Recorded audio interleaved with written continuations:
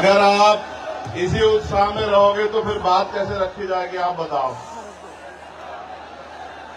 आप अगर थोड़ा सा उत्साह थोड़ी देर के लिए कम करोगे और शांत हो जाओगे तभी बात रखी जाएगी, तभी आप तक हमारी बात आ पाएगी। तो मैं अपने प्यारे भाइयों से, साथियों से आग्रह करूंगा कि वो जहां हैं वहीं बैठ जाएं, क्योंकि अगर वो बैठ जाएंगे तो अपनी बात को रखने में थोड़ा सा आनंद आ जाएगा, और अगर नहीं बैठेंगे तो समझ ही नहीं आएगा। कोई किसी को मत कहो, मैं उनसे खुद आग्रह कर रहा हूं कि वो बैठ जाएं। मैं अपने भाइयों से आग्रह कर रहा हूं कि वो बैठ जाएं।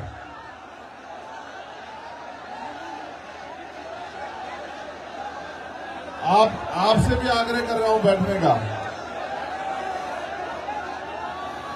इससे ये पता लग जाएगा कि हमारा कौन है और आम नॉर्मल कौन है। जो हमारी एक आवाज में बैठ जाएगा उससे पता लग जाएगा कि वो हम में से एक है। बहुत जल्दी कीजिए, मुश्किल से 20 सेकंड बाकी है आप लोगों के पास। ये इधर जो लोग हैं,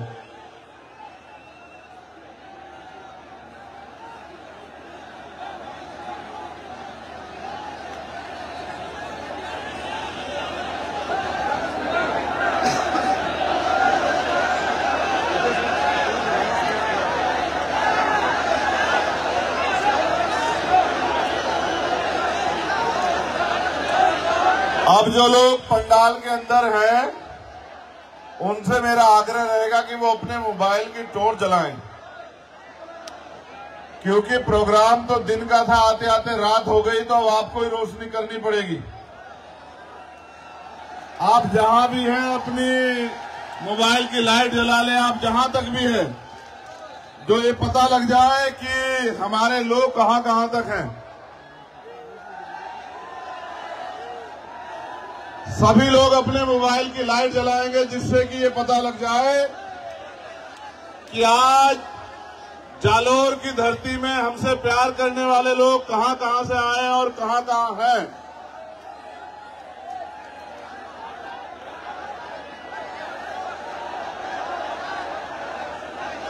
चलो शुरू करते हैं। अब इन्हें जला के रखो, ये अच्छा लग रहा है।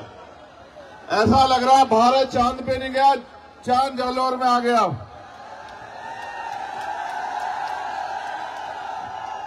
मैंने सभाएं बहुत की हैं पूरे देश में, कश्मीर से लेकर कन्याकुमारी बहुत सभाएं की हैं और कई कई लाख लोगों की सभाएं की हैं।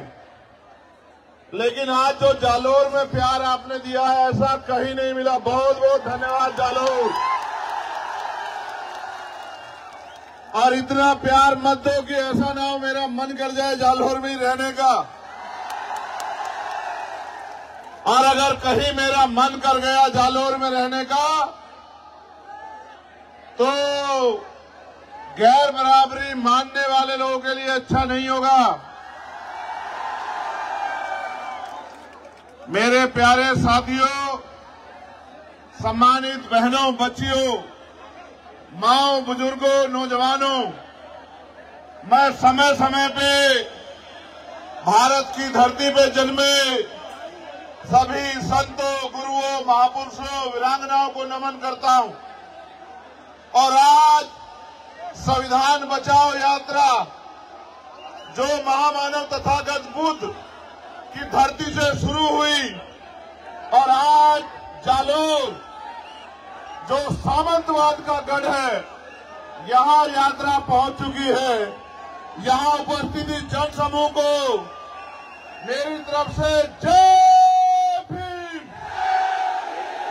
जय भीम, जय भीम।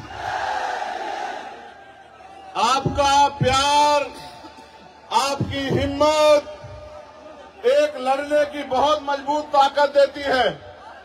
और आप ये जानते हैं कि समय समय पे मैं जालोर, जोधपुर, उदयपुर, पाली आता रहता हूं, लेकिन इस बार जो आने का मुख्य कारण है वो आप लोगों को तैयार करने के लिए है कि आप लोग तैयारी कर लो,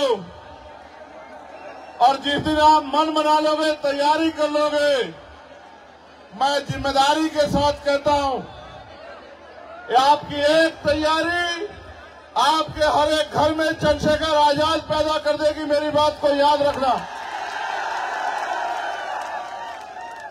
भारत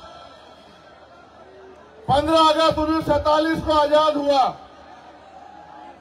लेकिन इस देश के शोषितों को, वंचितों को, कमजोरों को, किसानों को, महिलाओं को अगर असल आजादी मिली तो वो मिली 26 जनवरी 1950 को, जब डॉक्टर बाबा साहब अम्बेडकर के द्वारा लिखा संविधान इस देश में लागू हुआ और भारत के हर एक नागरिक को समता, समानता, बंधुत्व, भाईचारे के साथ रहने का अवसर मिला। लेकिन एक बड़ी ताकत जो आपको मिली संविधान के जरिए, वो थी देश के हर एक बालिग व्यक्ति को वोट। देश आजाद हुआ, वोट की शक्ति से राजनीति में बराबरी आई, लेकिन क्योंकि देश में जाति के नाम पे, धर्म के नाम पे, सामाजिक स्तर पे, आर्थिक स्तर पे जो गैर बराबरी थी, उस समय की सरकारों ने उस गैर बराबरी को खत्म करने के लिए कोई अच्छा कदम नहीं उठाया। धीरे धीरे अमीर अमीर होता गया, गरीब गरीब होता गया, और आज ऐसा समय आ गया है कि देश की 90% पूंजी 10% लोगों के हाथ में है, और देश के 90% लोग 10% साधनों से अपने जीवन को जी रहे हैं। अभी अभी बिहार में जातिगत जनगणना के आंकड़े सार्वजनिक हुए। वो आंकड़े कहते हैं कि भारत में जो बिहार है, जिसकी अभी अभी जनगणना हुई, वहां 90% आबादी दलित, पिछड़े, आदिवासी और अल्पसंख्यक समुदाय की है। अगर राजस्थान में भी आप लोग जातिगत जनगणना करवा दो तो यहां भी आपको पता लगेगा कि यहां भी 90% आबादी दलित, आदिवासी, पिछड़े और अल्पसंख्यक समाज की होगी। अब सवाल ये है कि जिनकी आबादी 90% है, उनके हिस्से में क्या है। और इस सवाल को अगर धरातल पे देखो तो ये महसूस होगा कि न उनको उद्योग है, न उनके पास रोजगार है, न उनके पास पर्याप्त नौकरियां हैं, न उनके पास जमीन है, और न ही उनके पास और किसी तरह का साधन है कि वो स्वाभिमान सम्मान का जीवन जी पाए। ये स्वाभिमान सम्मान का जीवन मांगने से नहीं मिलता है। अगर स्वाभिमान सम्मान का जीवन चाहिए, इसकी कीमत चुकानी पड़ती है।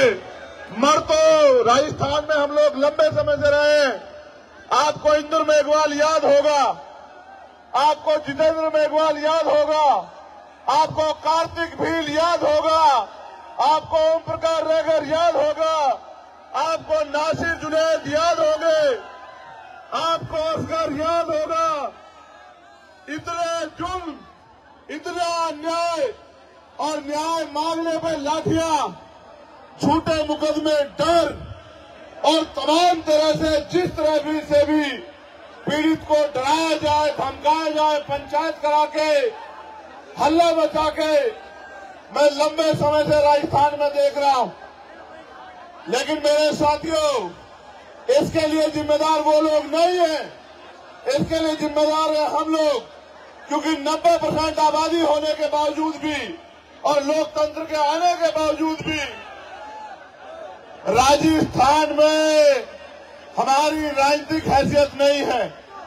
अगर राजस्थान में हम लोग अपनी राजनीतिक हैसियत बना लें तो ना तो हमें अच्छी पढ़ाई के लिए किसी के आगे हाथ फैलाना पड़ेगा, ना रोजगार के लिए किसी के आगे हाथ फैलाना पड़ेगा, ना अपने बच्चों के लिए बड़े बड़े हॉस्टल बनाने के लिए हाथ फैलाना पड़ेगा, ना हॉस्टल में सुविधा देने के लिए हाथ फैलाना पड़ेगा, ना बहन बेटियों की शादी करने के लिए अपनी जमीन गिरवी रखनी पड़ेगी या उधार लेना पड़ेगा, ना ही बीमार होने पे इलाज के लिए हमें किसी की तरफ बेबस लाचार निगाहों से देखना पड़ेगा।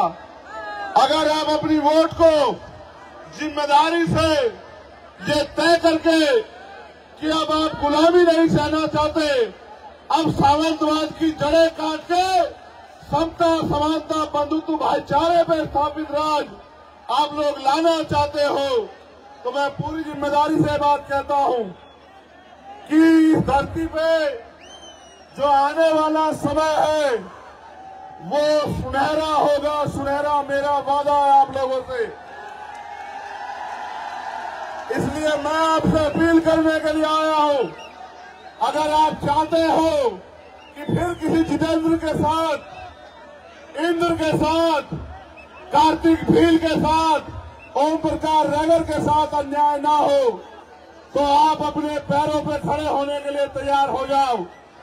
जिस तरह से आज हजारों की संख्या में, मैं हजार नहीं कहूंगा, यहाँ की ताकत देख के लग रहा है कि लाखों की संख्या में जिस तरह आप यहाँ आए हैं, अगर आप अपनी वोट को संगठित होकर आजाद समाज पार्टी को दो, तो मैं गारंटी से कहता हूं कि किसी सामंतवादी में इतनी हिम्मत नहीं बचेगी कि वो हमारी बहन बेटियों की तरफ आंख उठा के देख ले, वो हमारे बच्चों की तरफ आंख उठा के देख ले। ये कोई मुश्किल काम नहीं है मेरे लोगों, ये बहुत आसान काम है। आसान इसलिए है कि पहले जब राजतंत्र था तो तलवारें चलती थी, भाले चलते थे, हाथी घोड़ों पे युद्ध होता था। आज लोकतंत्र में सिर्फ ईवीएम का बटन दबाना है। अगर आप अपने अंगूठे को तैयार कर दो और अपने साथियों को भी कह दो कि अंगूठा मजबूत कर लो। पहले सामंतवादी ये अंगूठा आपकी जमीन लूटने के लिए लगवाया करते थे, आज ये अंगूठा आपकी तकदीर बदलने के लिए लगेगा। अगर आपने फैसला लिया तो मैं जिम्मेदारी से कहता हूं कि आने वाला कल आपका होगा, आने वाला समय कमजोरों का होगा, किसानों का होगा, महिलाओं का होगा, नौजवानों का होगा। इसलिए मैं आपसे अपील करता हूं, एक समस्या भी मेरे सामने रखी गई है। मुझे बताया गया है कि इस क्षेत्र में पानी की बड़ी कमी है। मैं मीडिया के साथियों से कहूंगा कि मेरी बाकी खबर चलाना है ना चलाना, लेकिन मेरी इस बात को जरूर उठाना, क्योंकि ये जन समस्या है और यहाँ के लोग, हर जाति धर्म के लोग इस समस्या से पीड़ित हैं कि सन 1966 में राजस्थान में गुजरात के समझौते से माही बेसिन पर कडाना बांध निर्माण का समझौता हुआ था, जिसमें शर्त रखी गई थी कि सिरोही, जालोर, बाड़मेर के किसानों को खेती के लिए और पीने के लिए 127 टीएमसी पानी दिया जाएगा। कालांतर में बांध का निर्माण हुआ और 132 गांव बांसवाड़ा के डूब गए। 45 किलोमीटर का एरिया राजस्थान का बांध क्षेत्र में चला गया। 2002 में नरेंद्र मोदी ने सुजलाम सुफलाम की कच्ची नहरें 320 किलोमीटर की बना दी और अब पानी नहीं दे रहे, जो हक का पानी मिलता था, जिसका वादा हुआ था 127 टीएमसी पानी का। स्थानीय किसान संगठन ने जब 121 आरटीआई लगाकर उच्च न्यायालय गया तो पता चला 17 जवाई बांध पाली जितना पानी हर वर्ष बरसात में खंभात की खाड़ी के समुद्र में बहकर जा रहा है, लेकिन राजस्थान के पश्चिमी जिले को नहीं दिया जा रहा है। और यहाँ के जो केंद्र के जल शक्ति मंत्री हैं भैरव सिंह शिखावत, वो उसमें रंगा डाल रहे हैं। मैं आपसे वादा करके कहता हूं, अगर आपने इस क्षेत्र से, इन जिलों से आजाद समाज पार्टी को ताकत देने का काम किया, मेरा वचन है आपको कि ये जो पानी की समस्या है इसको हम लोग खत्म करके दिखाएंगे। और जो भी इसके बीच में आएगा, चाहे वो मंत्री जी हो केंद्र के या राजस्थान सरकार के, उनको हम विधानसभा लोकसभा में जाने लायक नहीं छोड़ेंगे। ये बात याद रखना आप लोग। मेरे साथियों, आपका जो गुस्सा मैंने देखा, लेकिन मेरी इस बात पे गौर करो। आपकी सारी समस्याएं एक कागज पे लिख के और लिफाफा पैक करके आप मुझे दे दो और अपनी वोट की ताकत से आजाद समाज पार्टी को ताकतवर बना दो।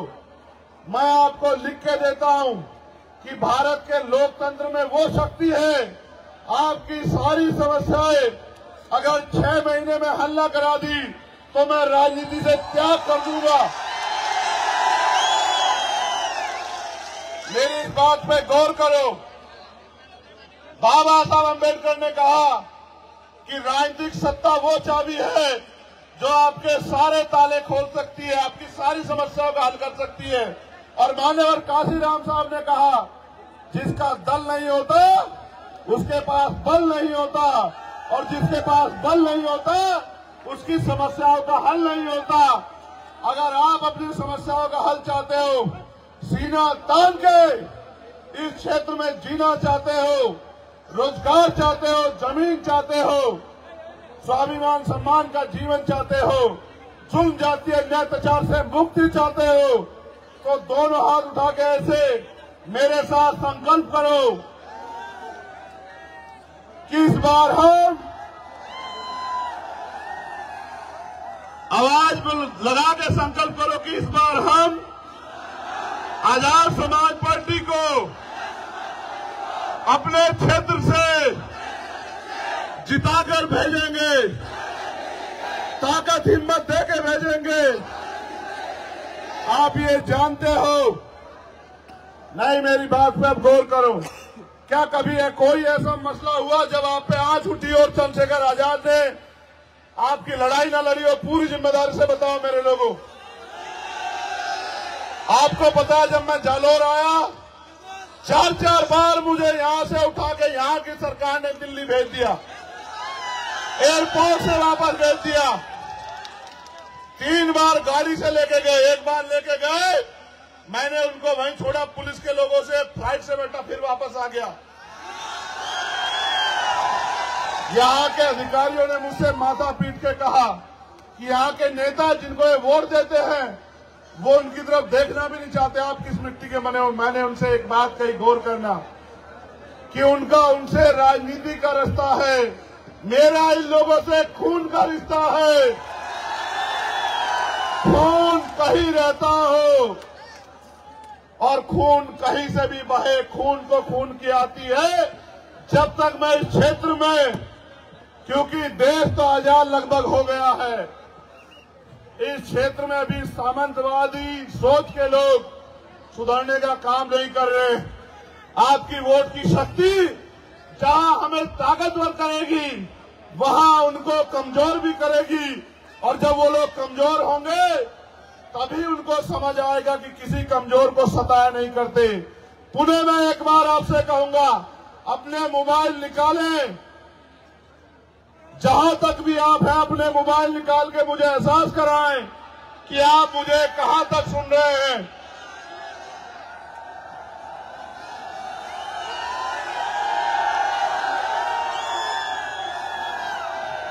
इधर वाले नहीं निकाल रहे मोबाइल, ये हमारे साथ नहीं है क्या?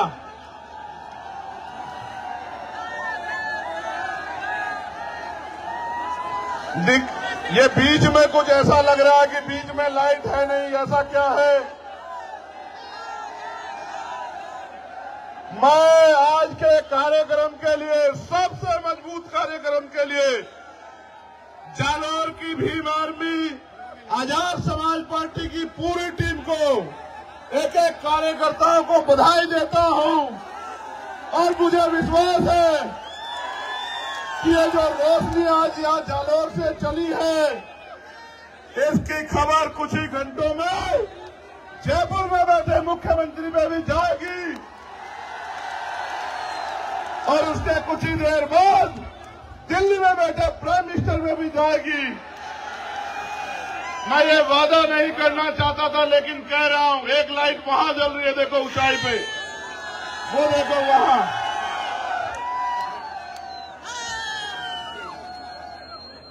मैं आपसे वादा करके कहना चाहता हूं, मैं आपका नेता नहीं हूं, मैं आपका भाई हूं, बेटा हूं, अपना हूं। मेरा आपसे चुनावी रिश्ता नहीं है। चुनाव 2 महीने में खत्म हो जाएगा। मैं वचन दे के कहता हूं, जब तक मेरे लहू में, मेरे शरीर में लहू का आखिरी कतरा रहेगा, चंद्रशेखर आपके लिए था, आपके लिए है और आपके लिए रहेगा, इस बात को याद रखना। अभी तो मेरे हाथों में कलम की ताकत नहीं है मेरे लोगों। जिस दिन कलम की ताकत मेरे हाथ में होगी, उस दिन देखना, आपकी तरफ उठने वाली हर एक को, हर आंख को आपके सम्मान में झुकना पड़ेगा। मेरा वादा है आप लोगों से। अगर आपने विधानसभा चुनाव में मेरी हिम्मत बढ़ाई, तो लोकसभा चुनाव में मैं आपके बीच रहूंगा। मेरा आपसे वादा, इस बात को अब याद रखना। पूरी हिम्मत ताकत से रहूंगा। पुणे, आप सबको बहुत बहुत बधाई। ऐ मेरे गरीबों, कमजोरों, शोषितों, पीड़ितों, एक नया सवेरा आने वाला है। उठो, जागो और अपने भविष्य का फैसला वोट की शक्ति से अपने आप करो। आने वाला कल ऐसी रोशनी आपकी जिंदगी में लेके आएगा, जैसी रोशनी आज आपने मेरे सम्मान में की है। बहुत बहुत धन्यवाद।